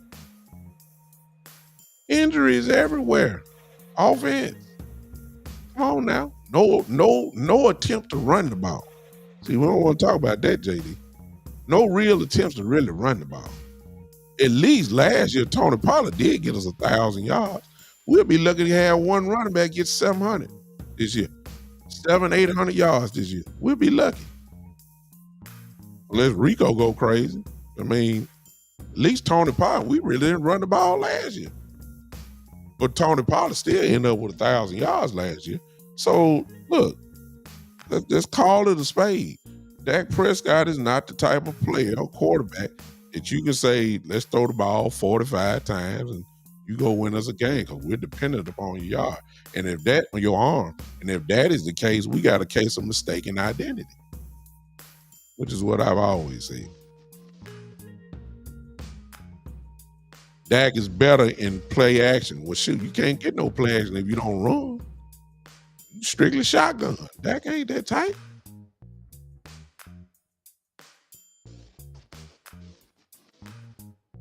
Well, he is becoming immobile, JD. But like I said before, you had the type of ankle injury that he had. You know, it's going to be kind of hard to regain whatever you had before previous to the injury. When you have surgeries like that, it takes something away. You lose some things. You lose speed. That's why Michael Gallup is retired. When he had his knee surgery, he lost it. It was over. And he's retired now. A couple years later after the ACL surgery, he lost it. That's why he's done. You don't necessarily come back and become better than ever. Some guys lose it after injuries. That would turn them into a pocket quarterback. That same guy that didn't really, that same guy was the MVP run-up last year.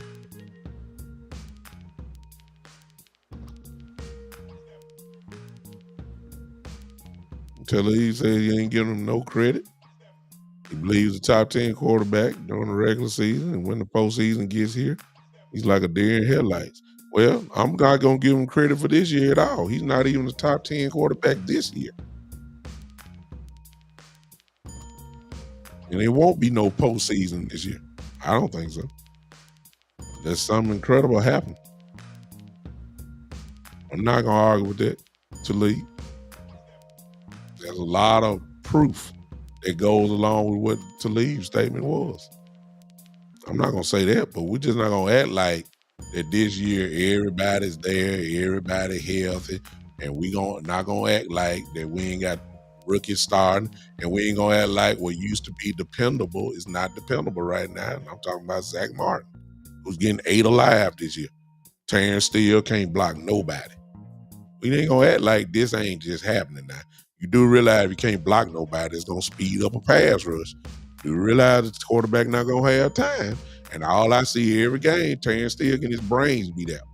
I see Zach Martin getting crushed. I see Tyler Guyton holding. I see Tyler Guyton getting whipped to the outside. I'm seeing all this every game. And I ain't going to sit here and act like I don't see it. And then just total blame on Dak on this. I can't do that. And you may say I'm being an apologist with Dak. I'm just calling it like it is. The offensive line is not good. And when your offensive line is not good, chances are your quarterback is not going to be real good. That's the way it always have been. Yeah, they do, JD. They ran the ball. Which tires out people, JD. When Pittsburgh was up 4-10, previous to the game that lost against us, it was a running back show. And throw in Justin Fields on that. They wore people down. Come on now. You don't forget. Come on now, JD. You know ball now.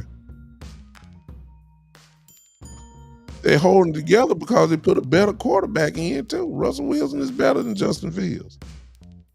And they still run the ball. Hello. Justin Fields, remember, had only lost, 1 game or 2 games? They ran the ball. They got a defense too. I don't know about that, JD. Pittsburgh do have a good team. They got a good running back, Najee, Warren. Russell Wilson is a good quarterback. Got a good tight end. Got George Pickens on the wide out. Got a pretty good offensive line. They got an all-world defender in J.J. Watt. They got a real upcoming cornerback in Joel Porter Jr. They got a good safety in Fitzpatrick. I mean, come on now. Yeah, they got a good team, JD. Yes, they do. It ain't on the level of the Ravens and the Chiefs. But I think it's safe to say that they gonna make the playoffs. Let's not act like, come on now. Let's go. But nevertheless, you ain't got to worry about Dak no more. Cooper Rush is in, and I think the whole offensive philosophy is about to change. I believe we are going to run the ball a whole lot more than what we have been, and I think that will help us. Does that equal a win? I don't know. I don't think they're going to be exposed, though, JD. Nobody ain't picking Pittsburgh to go to the Super Bowl this year. They're not going to be exposed. They just might get beat. Nobody ain't going to favor them to beat. Nobody's going to favor Pittsburgh to beat Buffalo. Nobody's going to pick them to beat the Chiefs. Nobody's going to pick the Steelers to beat the Baltimore Ravens. So, I mean, them getting exposed in the playoffs, I mean, that ain't saying nothing. Not to me. Because I don't expect them to beat them 3 teams.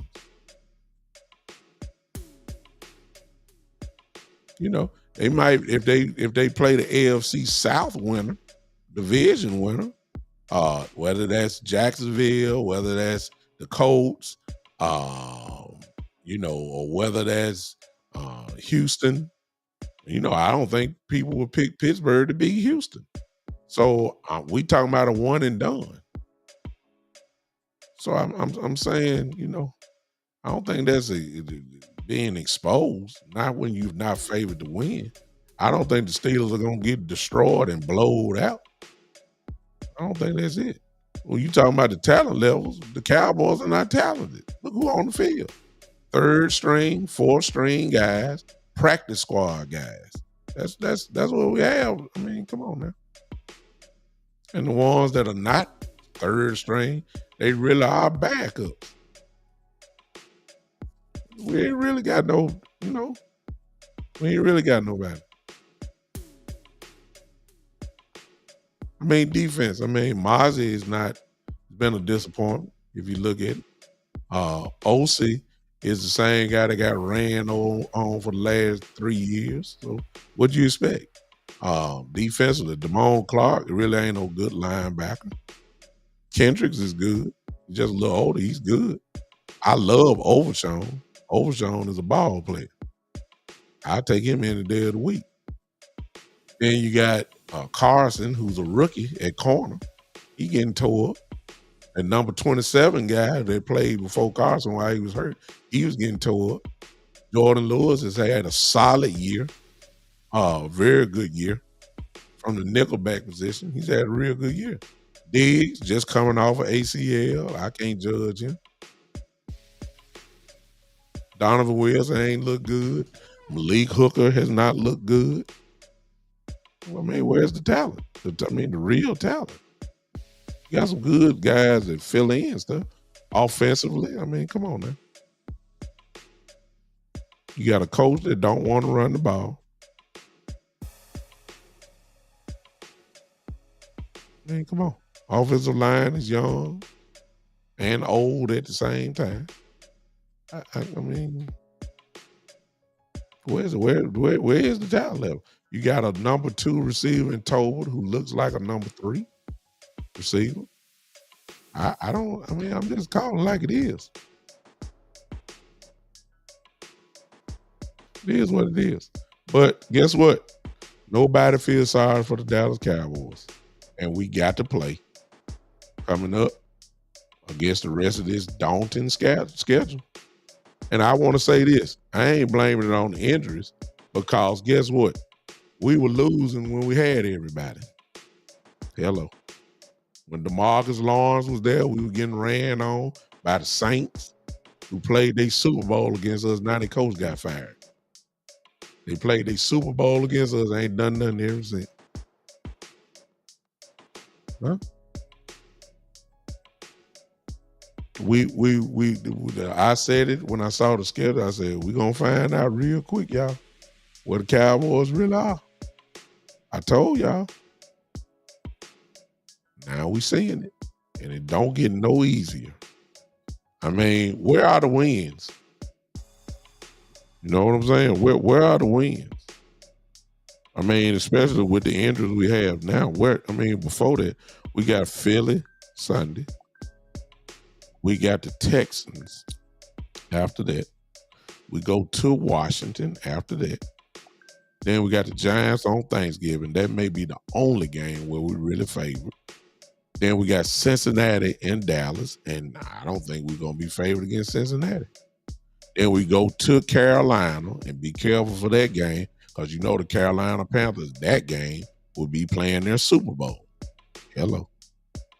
Then we got Tampa at home. Then we got at Philly. Then we play in Dallas against Washington. I only see one game that we'll be favored in. One, and that's the Giants. That's the only one. Let me read it again. Philly, then the Texans, then at Washington, then the Giants for Thanksgiving. Then the following week, Cincinnati comes to Dallas. Then we go to Carolina. We'll be favored in Carolina game. Maybe. Tampa comes to Dallas. The Buccaneers will be favored. Then we go to Philadelphia. Philly will be favored. Then Washington comes to Dallas, and the way it's going to look like they'll be favored. I'm serious, y'all. I mean, this schedule ain't getting no easier. So, JD says, lose them all and get the number 1 pick. JD, I don't know if that's the answer. I mean, yeah, just flip it. We used to be 12-5, 5-12. Okay, if you're 5-12, that might get you in the top 6 or 7, 5 maybe even top 5. JD, if you say number one pick, I mean, but who's the number one pick? I mean, who is the consensus number one guy this year? I know who the best player in the draft is without even thinking about it, but I'm saying, I ain't ready to start talking about that, but Travis Hunter is the best player in the draft. I can tell you that right now. I can tell you that right now. Travis Hunter is the best player in the draft, but where the Cowboys picked that, I mean, you're supposed to go best player available, and if the Cowboys are there at 3 or 4, that's Travis Hunter. That's Travis Hunter category, and that's fine. If you don't think he is, JD, that's cool. My question is, if you had the number one pick, who you taking? I mean, who is the consensus best player in college football? It's Travis Hunter, without a doubt. But if you ain't taking him, who is the guy? It ain't gonna be a quarterback, so you forget that. You're married to Dak Prescott, so you ain't getting that. Even if it was whoever you think the best quarterback is, it ain't him. Cam Ward is not coming to Dallas. They're not picking another quarterback to sit him on the bench for 4 years. You got Dak there. You're not picking Cam Ward to sit him on the bench for the next God knows how many years. You're not trading Dak. Dak has no trade clause in his contract. Nobody is gonna pick up his contract. You're married to Dak Prescott, so ain't no sense of even thinking about that.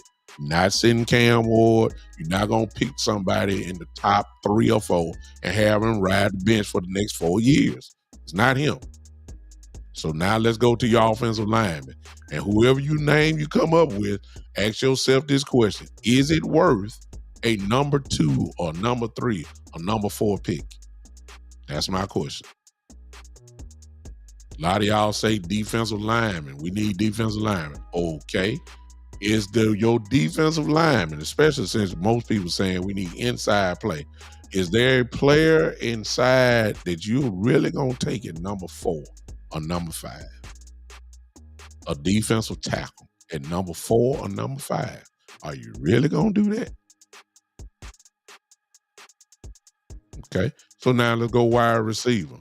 Yeah, you're going to have some wide receivers there. I don't know who the best wide receiver again, that's Travis Hunter, who is the best wide receiver in the game and also the best wide. And please, I'm talking about guys that's going to come out this year. I know the kid from Ohio State looks great. I got you. I'm just saying, but he ain't coming out this year. So Travis Hunter is the best wide receiver, best defensive back, both of them at the same time. So to me, it is obvious.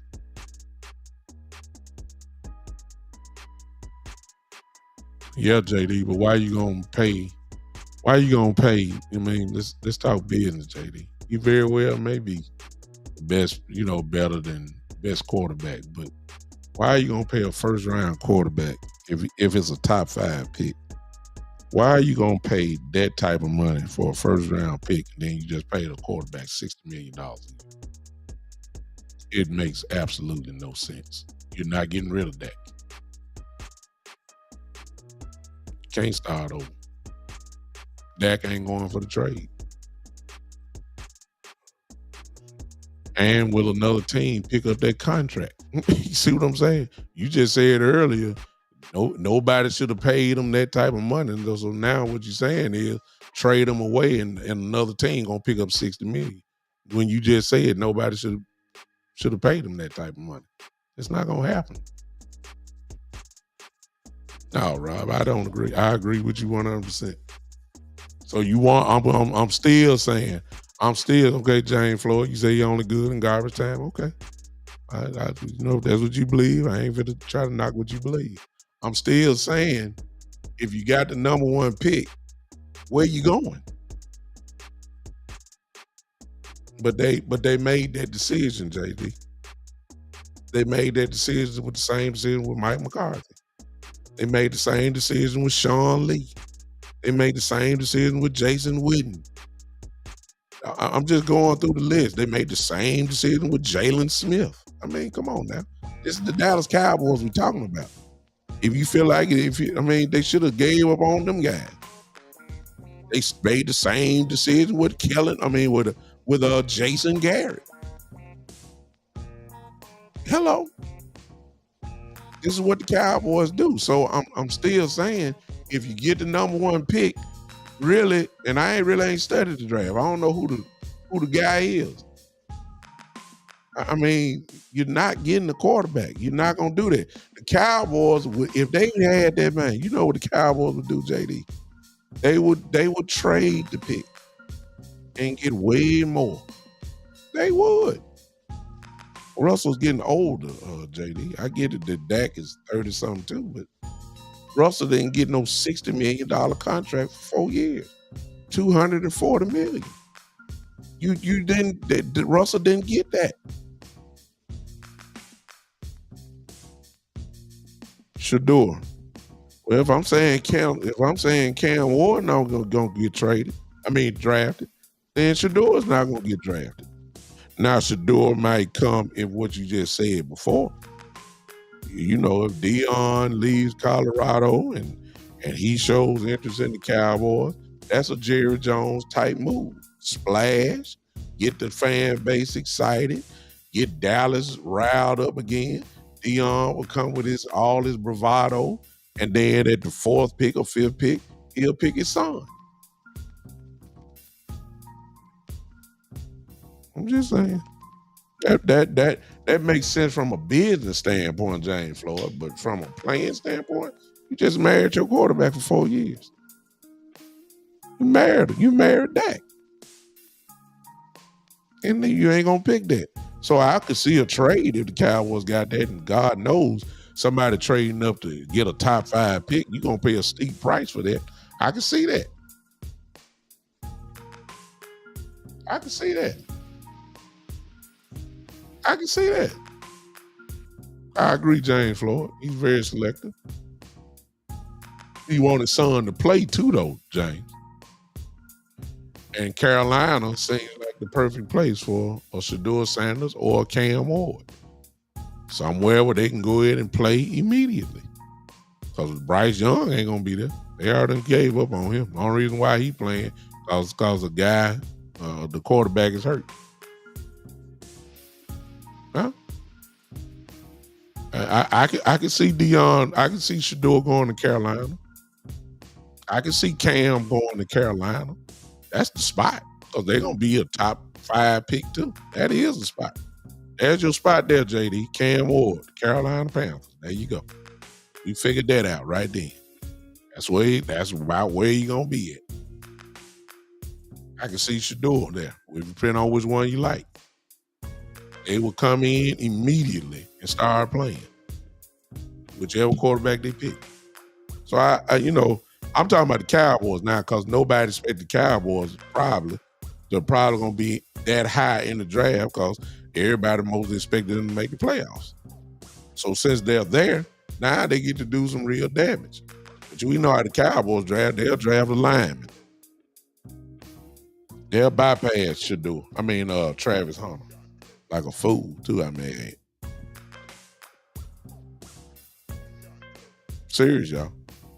And I ain't quite lean that way, but now y'all got me thinking about it just a little bit. I got to start looking ahead and start thinking about this thing. Like, everybody wants to tank. Okay. What are you tanking for, though? What? Cowboys got 10 picks in the draft as of right now. 10. With the compensatory picks, we got 10. 10 picks. Along with probably a top, everybody think we top 5 this year in the draft. Well, we got a lot of season left. But let's just say, for instance, that they are top 5 pick. Now one of your picks in the first and the second round and the third round is going to be in the top of the draft. Top of the round, I'm sorry. That's valuable. You can get a whole lot more picks. If you trade away your 5th, you can move down in the draft. Y'all know how this thing goes. But if they are in the top 5, you are in Travis Hunter territory. And because you got 10 picks, you need to make sure that you go get the best player in the draft on the board. And Travis Hunter probably will be right about in that number 4 or number 5 spot. Now, that's what I'm saying. You want to make some moves, you go get the best players. Travis Hunter is one of those guys. Now listen. Now watch this. They ain't got to do it. Watch this. If you there, now I'm thinking, you get a Travis Hunter there, and you got a CD Lamb there. That don't excite you a little bit? Or you got a secondary now with a Trevon Diggs and a Deron Bland and a Travis Hunter. That don't excite you? Add that in with the players that you already have that are pretty good. Okay. I'm just saying. If that don't excite you, then okay, that's fine. That's fine. I don't want a Cam Ward because Cam Ward going to sit on the bench immediately. I ain't going to get to see him play. I'm not going to get to see Shedeur Sanders play. If you went that way, I'm not going to see that because they ain't going to play. Give me a playmaker. It ain't got to be Shedeur. If you feel like, Travis, if you feel like there's a wide receiver that's incredible, there you go. If you top 5, you got to hit that, y'all. You got to hit that unless you trading down or whatever. But you got to hit that. So, y'all got me already fast forward to the end of the season. I ain't quite ready to throw in the white towel quite yet, even though it shows leaning that way. The sink is shit. The ship is sinking. Ain't no doubt about that. But we'll see. All right, I'm done. Appreciate y'all. I'll be with you guys sometime later this week. Turn on those live notifications, and I will see you. Get ready. Also, sometime I come on in the morning time. I know a lot of you guys are waiting out of woke or whatever the case may be. When I do that, I call it the ride, where I'll be driving to work and do some content on that. So be ready for all that as well. Tomorrow, on another total note, as I started it today. This just showed that a couple hours ago. Go vote tomorrow. Go vote. Whoever you're voting for, just go vote. This is the only time that your voice can be heard nationally. And for those that thinking one vote, your one vote don't mean nothing. It does. That is your power. That is your power. So everybody, exercise your right to vote. Whatever you're voting for, so be it. We all got different standards. We all got different thoughts. We all have different perspectives. Vote for whoever you're voting for. Just go vote. Make it happen. If the lines are too long, hey, bring your sack lunch with you and all that type of stuff. You eventually get there. Myself, I didn't get a chance to early vote, so I'm getting up early in the morning and going to work. I think the polls open at 7 o'clock in the morning, whatever part of the country you're in. I'm going first thing in the morning, so I'm gonna get out there maybe about an hour and a half, trying to be there first, to be honest with you, so I can get in and get right on out. But I'm quite sure there's a lot of people thinking the same way I am. So we're gonna get there in the morning, and we're gonna vote, and I'm gonna go to work after that. But whatever you do, vote. It's important. It's your right. People died for it. Better leave that alone. Let me get off. I'm gonna get in trouble. Let me stop. Y'all take it easy, man. Appreciate all you guys. I love the Big Time Show because y'all can come with your own perspectives, and it's a free place, not a judgmental place. So I appreciate everybody that commented and gave your perspectives. Look, we all armchair quarterbacks. That's what we are. But our voices can be used on this platform, and I don't mind it at all. So I appreciate all of you guys hanging with me tonight. I'll see you guys a little bit later this week. Turn those live notifications on, and we'll do it again. Thanks for hanging with me. This has been the one and the only, the Big Time Show.